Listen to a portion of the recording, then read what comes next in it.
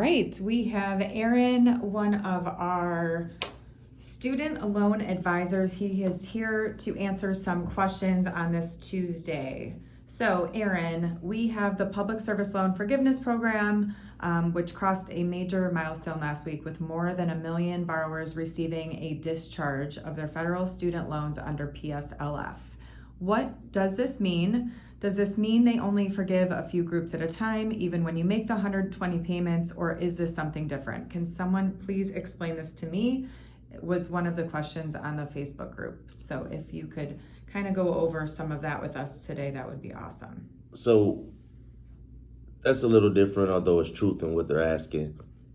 Public service loan forgiveness, like anything through federal departments, has to be funded through Congress. So there are times where it seems as if they're doing forgiveness in groups, but it's really waiting on funding from Congress. But your original question, the million borrowers. So from October of 2007 until September of 21, public service loan forgiveness, while it is by far the best option for repayment, it isn't even close. But it's never worked very well between those dates that I just mentioned. From October 2007 until September 2021, only 7,000 people had their loans forgiven through public service loan forgiveness. In that entire time frame of 14 years, only 7,000 people had their loans forgiven. But since those temporary changes the Department of Education made, first the public service loan forgiveness waiver, then the account adjustment, that's what led to 1 million people having their loans forgiven through the programs, because they're finally beginning to work as they were intended to. So it's really more about the program working as it should, as opposed to forgiveness coming in groups, although it can seem like that sometimes because of congressional funding. Okay, this one is, I am going to enroll in PSLF with my job, but I also want to go back in a year for my master's degree. So while I'm in school, I know the loan payments will be paused. So can you make more than one payment each month to pay it off faster than 10 years? I am on an IDR right now. So technically, income-driven repayment plans, or IDR as you articulated it, they're only for 12 months at a time.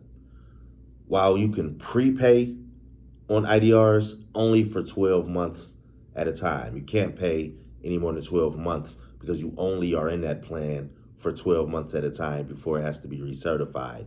So no, you can't make more than 12 payments in a year. And you want to make sure you do not make overpayments. Pay your monthly premium, and that's it. But you can't make more than 12 payments in a year. There was another part of this question that I forgot. Read the question again. So while I'm in school, I know the loan payment will in be school. paused. Yeah. So it's very likely your servicer is going to put you in an in-school deferment. If your payments are affordable, you don't want them to. That's just another year or 2 years, depending on how long you're in school, getting your master's, that you're wasting of qualified time. If you can comfortably afford to make your payments and you're not robbing Peter to pay Paul, I usually suggest that you forego that in-school deferment and make your monthly payments towards public service loan forgiveness.